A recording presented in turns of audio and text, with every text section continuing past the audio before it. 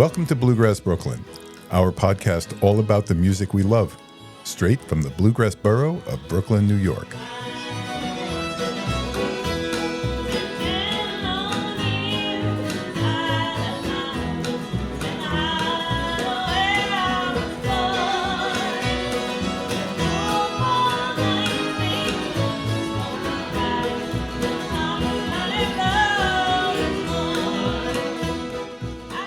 Season 5, Special Edition 1. Thanks for joining us here at Bluegrass Brooklyn podcast. I'm your host, Mike Wilner, and today is our first special edition from the Brooklyn Conservatory of Music Monthly Jam Night. That's the third Sunday of every month from 6:30 to 8:30 p.m. here at the Conservatory in Park Slope, Brooklyn. We wanted to invite you to join in the jam with us, listen to some of the music, and to meet some of the players, jam leaders, organizers. We think you're going to really enjoy it and find it interesting. Before we start, please remember to follow us at Bluegrass Brooklyn. Brooklyn is spelled BKLYN on Instagram, Facebook, or TikTok. Contact us via email, mike@bluegrassbrooklyn.com. If you have any ideas or suggestions or comments, we promise we'll respond. So why don't we get started by meeting Katherine Slingluff, organizer and mastermind behind this amazing jam experience. Let's roll.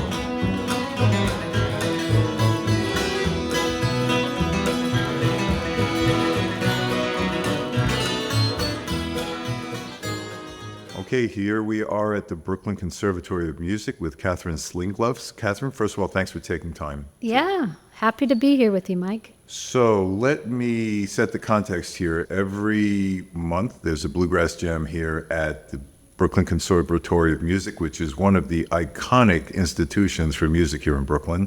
And we'll get to that on another episode. But Katherine has been instrumental in setting this up, and we want to talk about the jam and some other related activities here at the Conservatory. First of all, let me ask, your official title here? Jam Director, Lord High Exalted Mystic Ruler? My official title is Bluegrass Enthusiast, a.k.a. Bluegrass Program Coordinator. Okay, great. BKCM. So how did we start off with this jam? How did we get this going? BKCM brought back their Bluegrass program this fall.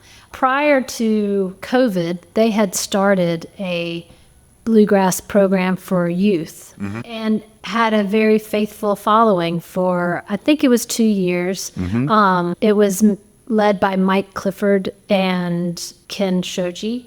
But unfortunately, COVID shut that down pretty quickly. And so in an effort to get that started again, they brought me on to try and create the programs that were existing before, but also try and create some new programs for BKCM. Okay, so it's not just resurrecting the classes and programs existing, but you're innovating new programs. That's right.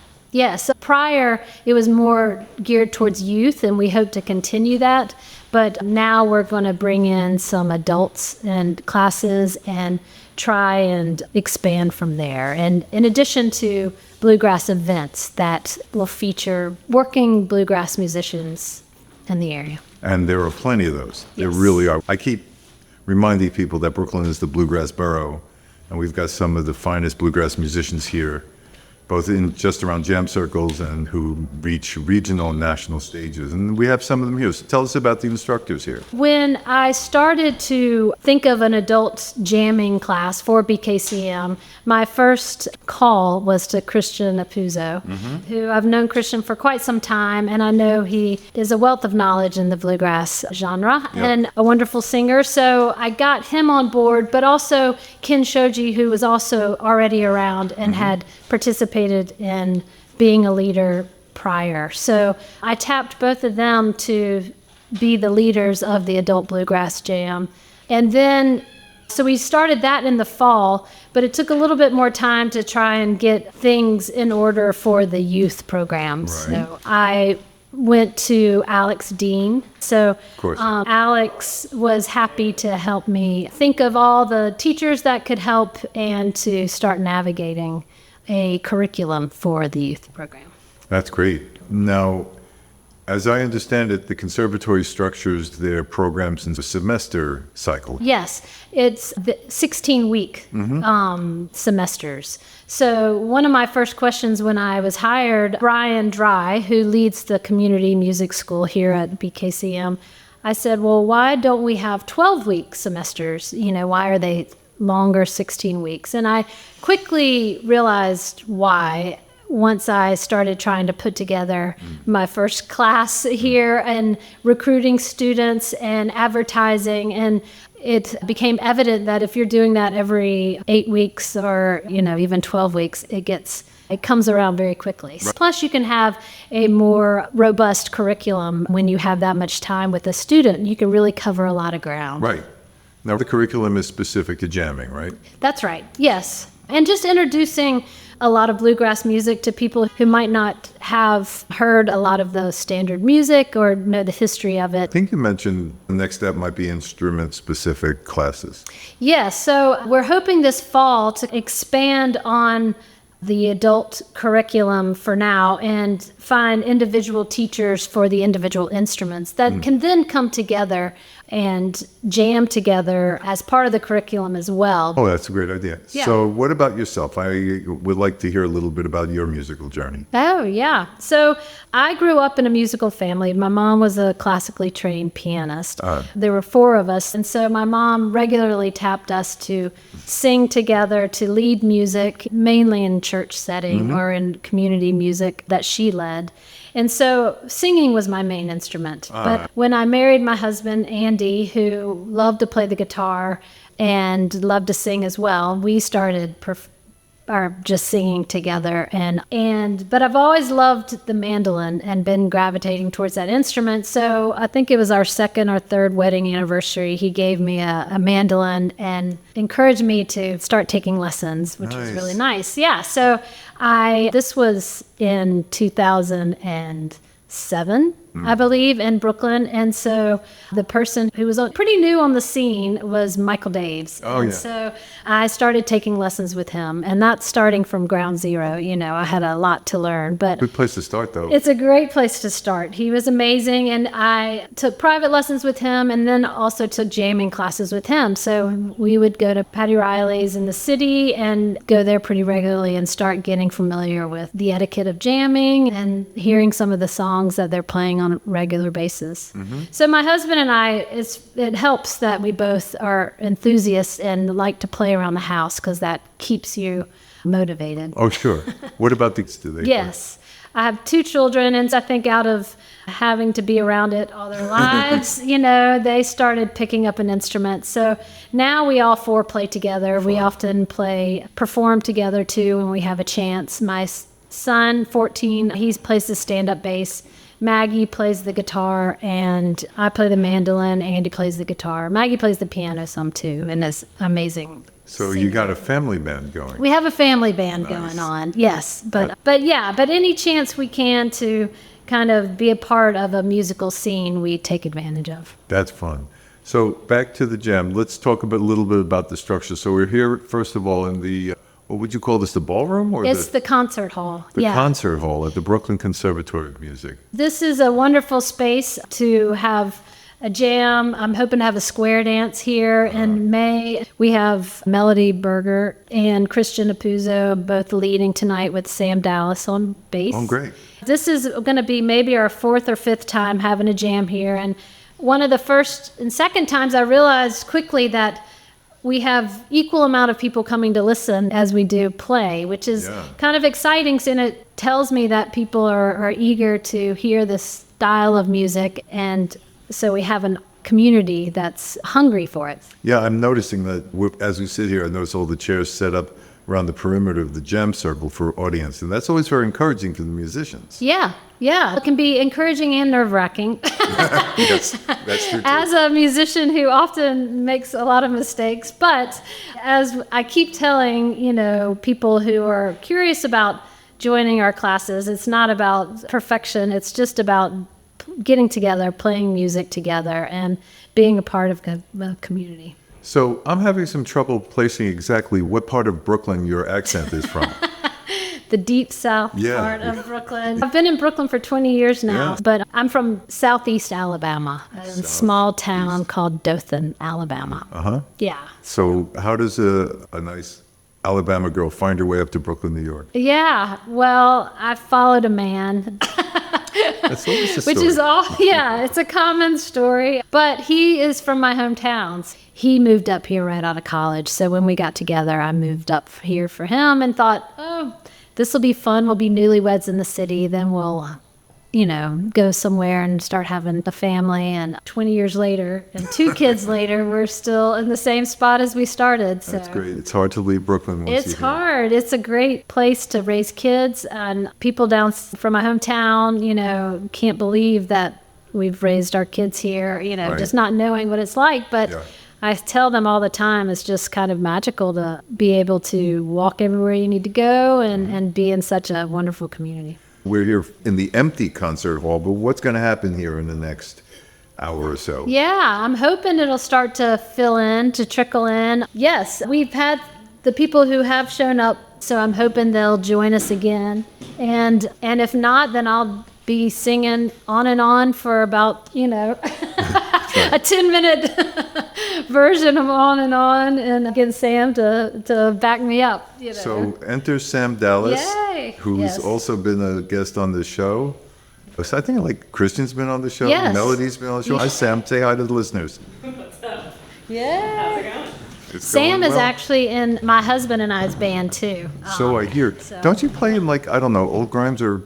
Yes, that's it. Brian's in Country City and just having a bunch of other stuff. So you hang around here in Brooklyn long enough, you run into all the best people. You really do. Let's talk about your mandolin skills a little bit. Do you do daily practice? Let me pause for a moment. I know some musicians just say, well, I go to jams and I play and that's kind of my thing. Or others will say, oh, I spend some time each day working on music, learning new techniques, and somewhere in the middle. Where are you at on that spectrum? Yeah, I feel lucky because my husband is playing all the time. Mm-hmm. And so kind of out of default, I end up playing along with whatever he's playing. And it can be bluegrass, but it can be a whole host of different genres. So I would have to say I'm not a dedicated scales player, which I need to be. Yeah. But I am taking Christian's jam class right now, and it has pushed me to, start really honing in on some licks and just understanding a little bit of music theory better.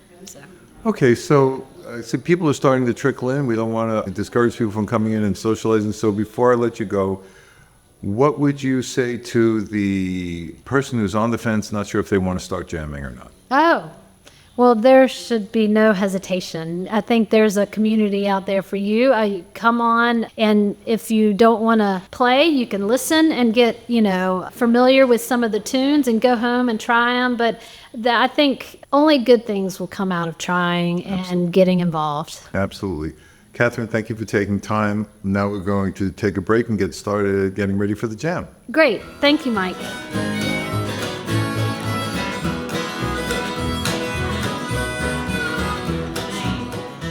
We got to sit down with Melody Berger, one of the leaders of the jam.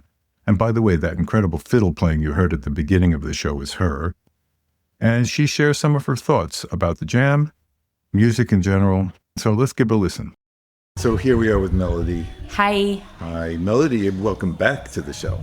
I'm good. This is my repeat customer. So you asked me a very critical question just now before we started. Did I have fun today? Did you have a good time at the jam? Okay. Let me ask you a question. What do you think makes this jam different than others that might draw people in and enjoy it? Well, there are so many big circle jams out there, and there's something really very nice and inclusive about the big circle jam where it's all ages, all levels. Mm-hmm. And what I like about this one in particular is that Brooklyn Conservatory music is such a renowned institution. Yeah. That hall that we just did in has great acoustics, so you could actually hear everybody. The acoustics in there are such that we can have a big circle and still feel like we can hear everybody.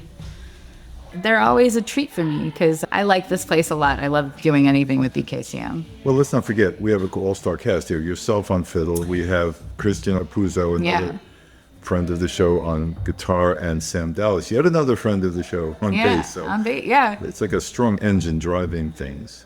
But you managed to get people to take solos and take breaks that seem to want to hang back or a little bit shy. How do you manage that? Well, you want to make people feel comfortable and like this is a safe place to completely bomb if need be. I had my 7-year-old student here tonight playing. She's done a really good job. This is her second time coming to the jam. Yeah. She's only been to this jam, and this is the perfect one because everyone is so supportive. Right. And we talk about what are the chords in this song before we play it. It's sort of a learning jam. And let us not forget, Wednesday nights at Matilda. Tell us, just give us the 30-second pitch on Matildas. So every week I have a high-level bluegrass session where we have a house band of total monsters. Yeah. And then we rotate other special guests in, and then we also have Luigi's Pizza every week, and I make a pumpkin bread or a banana bread depending on the season. So we're getting into banana bread territory. That's right. Every Wednesday at Matilda in Brooklyn at 5th Avenue at 20th Street. Absolutely. If you want to have a great time and meet everybody in Bluegrass in Brooklyn that you want to know, come on down. Yeah. Especially with our hostess, Melody. Well, Melody, it's late. I'm going to let you go, but thank you so much for the time, and catch you next time. Thanks for coming out. Can't wait to hear the episode. No, you too.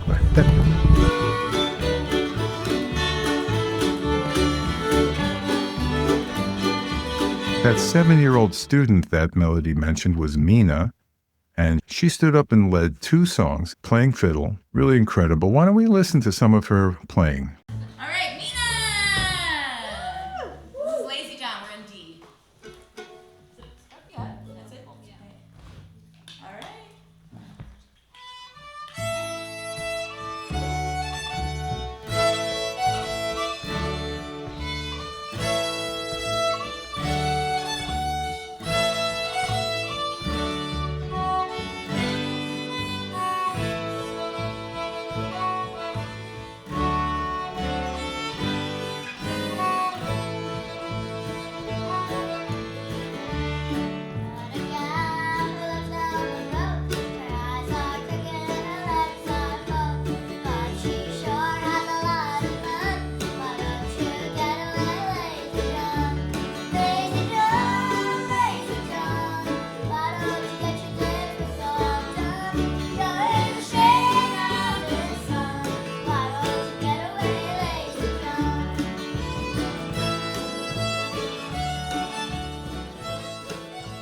There's a general feeling in this jam. It's very upbeat and very positive. People really enjoy it. So we sat down with Isabel Clavo, one of the jammers and one of the frequenters of jam circles around Brooklyn, to see what her thoughts were on the matter. So here we are with Isabel. Isabel, thanks for taking a minute with us. Absolutely. So we know Isabel from around the jam circles. You've even been on the show before. We both just got back from Jam Jersey, and yet here we are jamming again. What are you doing here? You've been jamming all weekend. How can you spend more time jamming here? Well, because this is my absolutely favorite jam because it's like such a nice feels, Here at the Brooklyn Conservatory, it's kind of intimate, It's like it's not like playing in a bar or a place we have like 40 people jamming. They have all those wonderful leaders, So Isabel, remind me, you have a pretty extensive guitar background. Don't be modest. No, I started playing when I was young, when I was like in my teens, and I moved to the U.S. and I didn't play for years, and then I started playing rock and roll, and then I stopped playing for 10 years, and Wow. And then I discovered bluegrass. So what brought you to bluegrass music? Well, a friend of mine said, there's this place in Brooklyn called the Jalopy. Yes. And then this other place called Sonny's. And then I was like, let's go. And then I discovered this incredible community. So what's your favorite song to call here? It kind of sits. Oh, Shifts, okay. Shifts. Today, what was your favorite song? Today, to my call? favorite song was like it's Bill Monroe. I believe it's Bill Monroe, and although some people have different opinions about it. Love, Please Come Home. Love, Please Come Home. It's a great song. Yes, that's right. And you threw everyone a curve because it's got a flat 7. Yeah, because it has 4 chords instead of 3. That's right. Do you do any performing? Not yet. No. Maybe soon. We'll get you there. Well, Isabel, thanks for taking a minute with us, and we hope to see you around the jam circles. Oh, absolutely. Yeah. Thank you so much, Mike.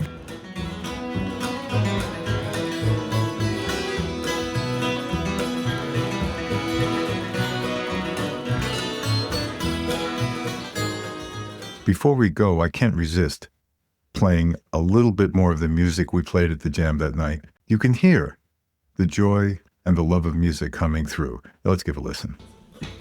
1, 2, and away we go.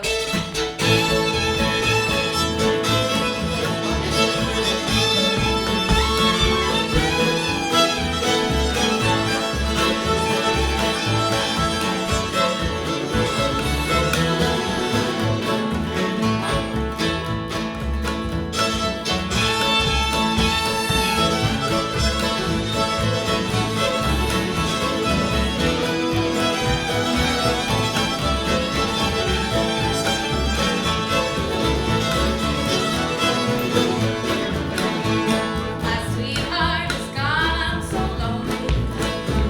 He said that he and I were through.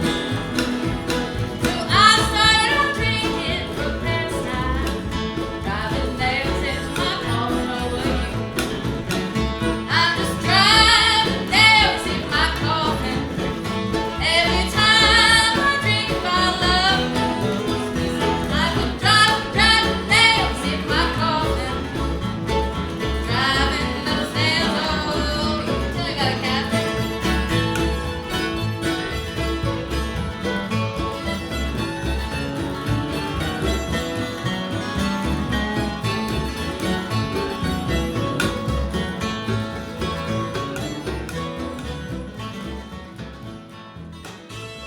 Well, we hope you enjoyed that as much as we enjoyed bringing it to you.